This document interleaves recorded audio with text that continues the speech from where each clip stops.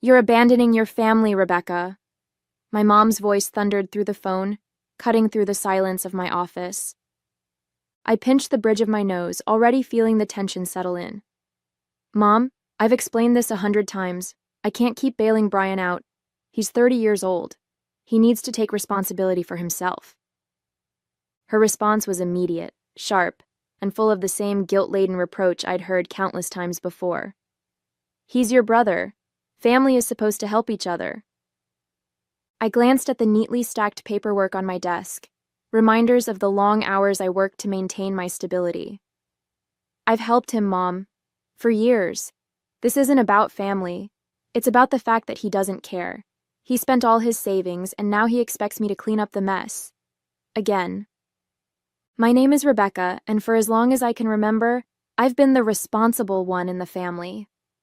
After my dad passed away when I was 10, I grew up fast, taking on more than most kids my age ever had to. Meanwhile, my brother Brian always had a knack for sliding by. Now at 30, he worked part-time at a convenience store and still managed to blow through his savings on expensive gadgets, nights out, and vacations he couldn't afford. When his landlord threatened to evict him, my mom didn't ask. She demanded that I cover his rent. I refused. That decision sent my mom and Brian into a tailspin. 2 days later, I woke up to a notification on my phone. My heart sank as I opened Facebook and saw a long post from my mom. "Family should stick together, but sadly, not everyone believes that. Some people would rather abandon their own blood than lift a finger to help. It's a shame when greed comes before family values. I'm truly disappointed." The comments poured in. People I hadn't seen in years chimed in, offering sympathy and criticizing me for being selfish or uncaring. And then there was Brian's post. "I never thought my own sister would leave me out in the cold, but I guess money means more to her than her family. At least I know who really has my back. Thanks, Mom." The words stung, but not as much as the betrayal. They were painting me as a villain to everyone we knew, twisting the story to make me look heartless. I put my phone down and stared out the window, anger bubbling under the surface. I had sacrificed so much for them over the years, and this was how they repaid me? Publicly shaming me for setting boundaries? But as the anger settled into something sharper, I made a decision. If they wanted to turn this into a public spectacle, I was ready to fight back. After seeing those Facebook posts, I couldn't shake the anger coursing through me. I had tried so hard to be the dependable one, to take care of things for the family after my dad passed. But this was too much. I sat down at my kitchen table, my laptop open in front of me, replaying the past few years in my head. How many times had I stepped in to help Brian? Too many to count.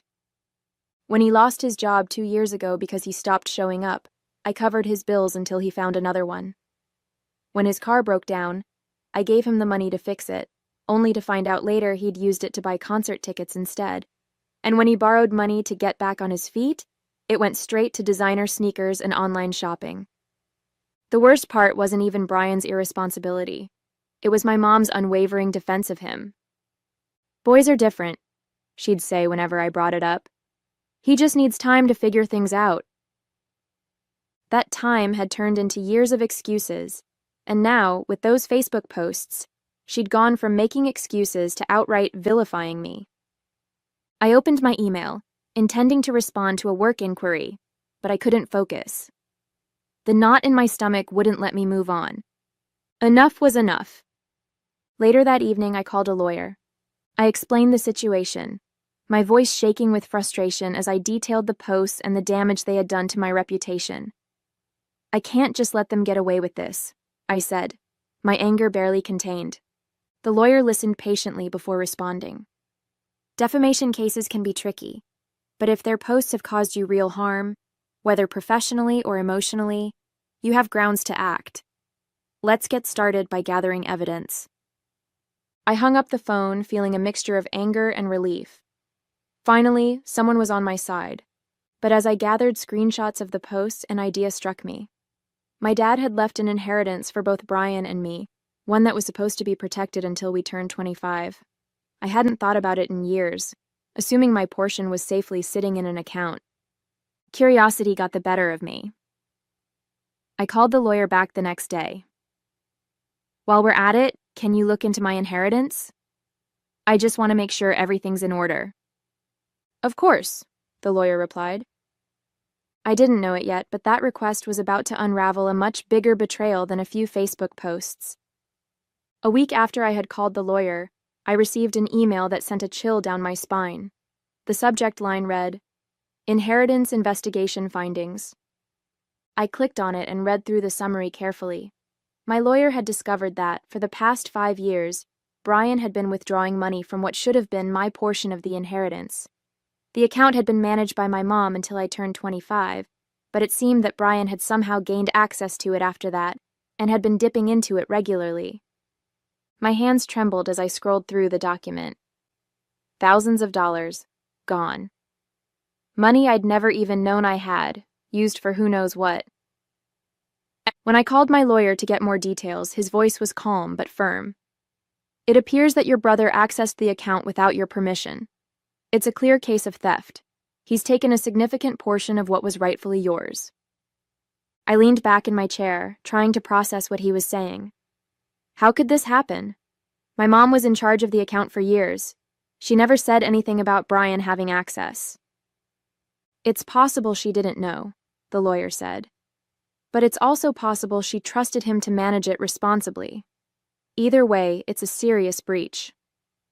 The implications were staggering. Not only had Brian been stealing from me, but my mom, whether knowingly or unknowingly, had let it happen. That night, I sat at my kitchen table, staring at the financial records my lawyer had sent me. Each transaction felt like a slap in the face. Concert tickets, electronics, vacations, things I had struggled to afford for myself while Brian had been using my money to fund his lifestyle.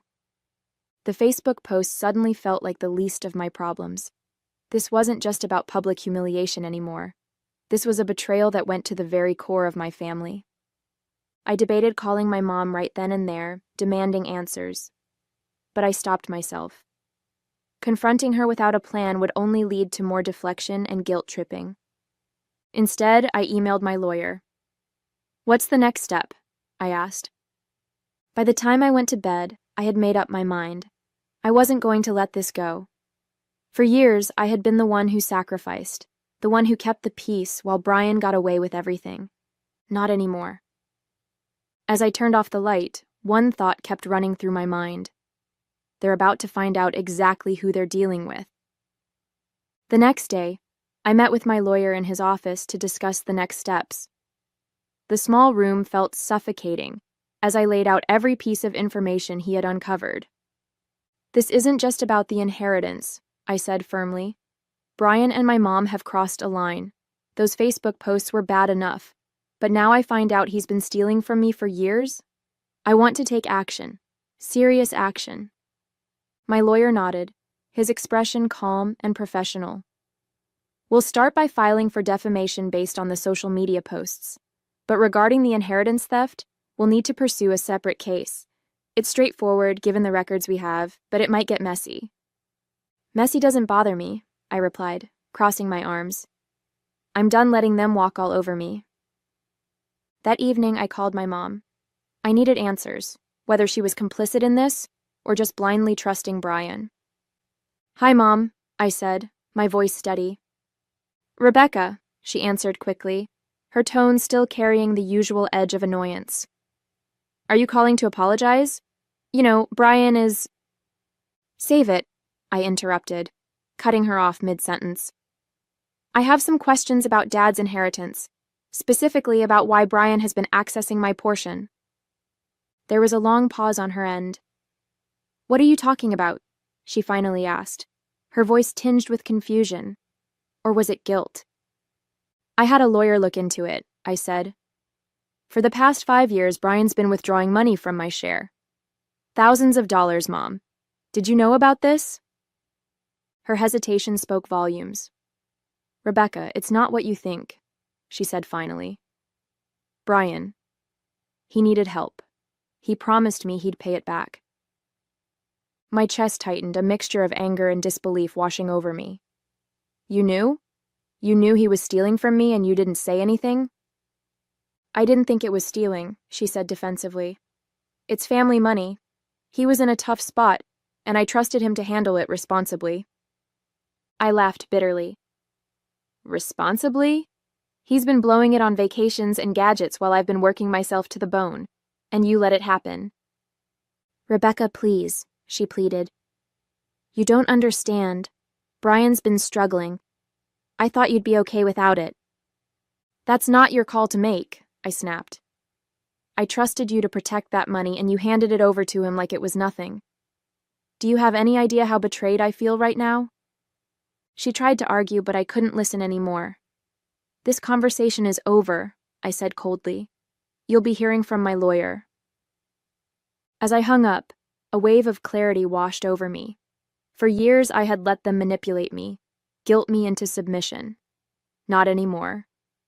This wasn't just about reclaiming what was mine. It was about finally standing up for myself. The fallout from that phone call was immediate. The next morning, my phone lit up with missed calls and frantic messages from my mom. Her tone in the voicemails shifted between defensive and desperate. Rebecca, you can't do this. Brian didn't mean any harm. Followed by, let's just sit down and talk about this as a family. You don't need to involve lawyers. But I didn't respond. I felt a sense of control. This wasn't just about the money anymore. It was about setting boundaries, about making it clear that I wasn't going to be their doormat any longer. Brian, of course, took a different approach. Later that day, I logged into Facebook to find a new round of posts aimed at me. First, she refuses to help her own brother. Now she's threatening to sue her family over money. Greedy, selfish, and heartless. Some people really show their true colors when it comes to cash. I stared at the post, my jaw tightening. The comments were filled with the same crowd of enablers from before, chiming in with their unsolicited opinions. She sounds awful. Family should come first, no matter what. Brian, you're better off without her. And I took a screenshot and sent it to my lawyer without a second thought. The next day, I met with him again. We're filing both cases, he said. The defamation suit is straightforward. As for the inheritance, we have more than enough evidence to prove theft. But you need to be prepared. This is going to strain your relationship with your mom even further. I leaned forward, my expression hard. It's already strained beyond repair. Let's do it. He nodded. One more thing. If this goes to court, Brian will have to explain where the money went. Are you ready for that? It could get ugly. A part of me hesitated. Did I want to know how deep this betrayal ran? But then I thought about the years I'd spent sacrificing for a family that never appreciated me. I'm ready, I said firmly. That evening, I got another call from my mom. This time I picked up. Rebecca, she said, her voice trembling. I talked to Brian. He told me some things about the money. I didn't know it was this bad. What did he tell you? I asked, my tone sharp. Her silence spoke volumes. I'm sorry, she finally whispered. I didn't realize how much he'd taken. I should have stopped him. Her words felt hollow, but I let her continue. I'm going to talk to him again. We'll figure this out. Just, please don't take this to court. I closed my eyes, taking a deep breath. It's out of my hands now, Mom. You should have thought about this years ago. As I hung up, I felt a mix of anger and relief. She was starting to see the truth, but it was far too late to undo the damage. A week later, my lawyer called with an update that caught me completely off guard. We've been reviewing additional financial records, he began, his tone calm but serious. And it turns out Brian hasn't just been dipping into your inheritance. He's also been misusing some of your mom's accounts. I froze. What do you mean? It seems he's been accessing funds from an account your mom set aside for her retirement, he explained. We found consistent withdrawals that match the same pattern as the ones he made from your inheritance. For a moment, I couldn't find the words. My mom had been so adamant about defending Brian, so blind to his faults, and now he'd stolen from her too? Does she know? I asked finally. Not yet, he replied. But if we proceed with both cases, this information will come to light. I hung up the phone, my mind racing. As much as I was angry with my mom for enabling Brian, the thought of her losing her retirement savings made my stomach churn. Later that evening, I called her. Mom, I began, my voice steady. I need to tell you something, and it's not going to be easy to hear. What is it? She asked, her tone weary. I explained what the lawyer had uncovered. The silence on her end was deafening. He took my money? She finally whispered, her voice shaking. Yes, Mom, I said, softening my tone. I didn't want to tell you this, but you deserve to know. Brian's been stealing from both of us. Her response was a mix of shock and devastation. I can't believe this, she said, her voice breaking. I trusted him. I trusted him with everything. You shouldn't have, I said gently. I know you love him, but you've been enabling him for years. This is what happens when there are no consequences. She began to cry, and for the first time I felt a pang of sympathy for her. As much as she had hurt me, she was also a victim of Brian's selfishness. What do we do now? She asked through her tears. We let the legal process play out, I said firmly. This isn't just about the money anymore. It's about accountability. The following days were tense. My lawyer filed both cases, and I could feel the weight of the upcoming confrontation pressing down on me. I knew it wouldn't be easy, but I also knew it was necessary. For years, I had allowed my mom and Brian to take advantage of my kindness. But this time, I was standing my ground. It was time for them to face the consequences of their actions, no matter how much it hurt. The first court date arrived sooner than I expected. Sitting in the courtroom, I felt a mixture of anticipation and dread.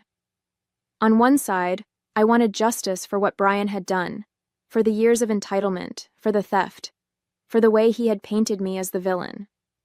But on the other side, I knew this process would be painful, dragging our family's darkest secrets into the light. When Brian entered the courtroom with my mom, his smug expression made my blood boil. He had the audacity to look bored, like this was just another inconvenience in his life. My mom, however, looked completely defeated. She avoided my gaze, her shoulders hunched as though the weight of everything had finally caught up to her. The lawyer presented the evidence methodically. Transaction records, bank statements, and screenshots of the social media posts were laid out in black and white. Each time my lawyer spoke, I could see Brian shifting uncomfortably in his seat. And when it came time for Brian to speak, his tone was predictably deflective. I didn't mean for things to get this far, he said, his voice dripping with faux sincerity. I was struggling, okay? I only took the money because I thought I could pay it back. But Rebecca doesn't understand what it's like to need help. She's always had everything together. My jaw clenched as I listened to his excuses. Struggling didn't explain the vacations, the gadgets, or the nights out. And as much as he tried to play the victim, the evidence told a different story. When the judge asked my mom to testify, she hesitated, glancing at Brian nervously. Finally, she spoke, her voice trembling. I trusted Brian, she admitted. I thought he'd use the money responsibly, but I didn't know how much he'd taken, or what he was using it for. I didn't realize how much he'd hurt Rebecca. Her words stung, but they also carried a glimmer of accountability. She was acknowledging the truth. The court ruled in my favor. Brian was ordered to repay the money he had stolen, and the defamation case was settled with a public apology that both he and my mom had to issue online. It wasn't a perfect victory. I knew it would take years for Brian to pay back what he owed, and the apology, while satisfying, didn't erase the damage they had done. But it was a start. As we left the courtroom, Brian shot me a glare. I hope you're happy, he spat. I am, I said simply, meeting his gaze without flinching. My mom lingered behind, her eyes filled with tears. Rebecca, I don't know how to make this right, she said quietly. You start by being honest, I replied. With me, with yourself, and with Brian. No more excuses. She nodded slowly, her face a mix of guilt and sadness. I'll try, she whispered. That evening I sat in my apartment, reflecting on everything that had happened. The courtroom battle was over, but the real work was just beginning. Setting boundaries with my family wasn't going to be easy, but I felt like I had the strength to do it. And as much as it hurt to see my mom and brother for who they really were, I felt a sense of relief knowing I had finally stood up for myself. In the weeks following the court ruling, life felt oddly quiet. I wasn't inundated with calls or messages from my mom anymore, demanding that I be there for Brian or solve their latest crisis. It was as though the verdict had forced her to take a step back, or maybe she was just too embarrassed to face me. But the silence didn't feel empty. It felt like peace. One afternoon, as I sorted through my bills at the kitchen table, my phone rang. The caller ID flashed my mom's name. For a moment, I considered letting it go to voicemail, but something compelled me to pick up. Hi, Mom, I said, keeping my tone neutral. Hi, Rebecca, she replied, her voice hesitant. I've been thinking a lot about everything. About the inheritance, the court case, Brian. I waited, unsure of where this was going. I didn't want to believe it at first, she continued.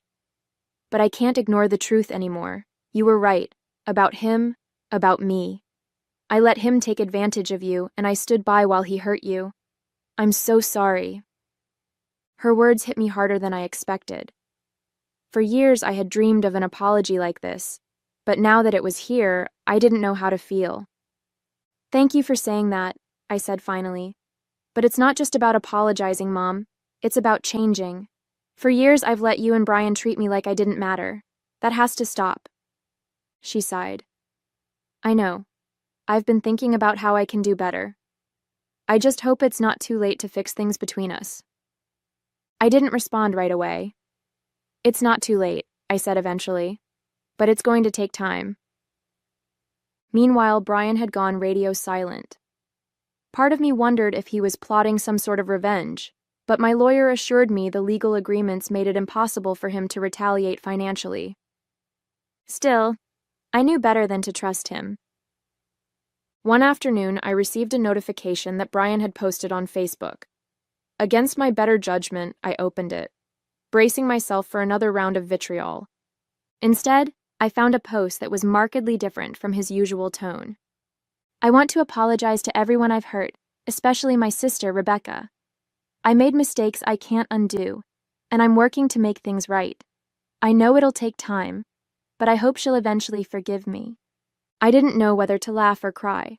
Was he actually trying to take responsibility, or was this just another performance? Either way, I decided not to respond. I wasn't ready to open that door again. Not yet. In the months that followed, I began to rebuild my life. I threw myself into work, pursued hobbies I'd neglected, and even started planning a long overdue vacation. My relationship with my mom remained fragile but functional. She made an effort to call me weekly, not to complain or demand anything, but to ask how I was doing. It was a small step, but it felt significant. As for Brian, I kept my distance.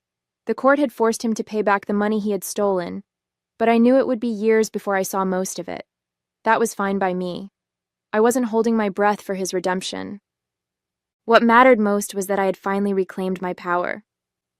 Months later, I found myself sitting on my balcony with a cup of tea, watching the city lights twinkle in the distance. For the first time in what felt like forever, I wasn't thinking about my family or their endless demands.